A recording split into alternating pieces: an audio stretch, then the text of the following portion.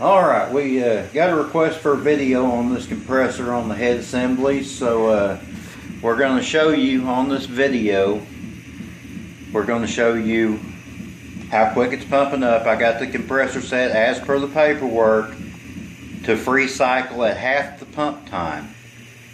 So the valve is open. It takes a little longer on the gauge, so if it seems like it's just taking a long time to pump up, it's not. I mean, I've got the valve cracked where it is free cycling at 50% of the pump time. Now we're going to show you the intercooler pressure. We're going to show you the oil pressure, which is a little bit high for my taste, but I'll get those bugs worked out as we test. But it is oiling well. I had the side cover off so I could show you, but it was throwing so much oil out, I just had to put the cover back on. It's wasting the oil.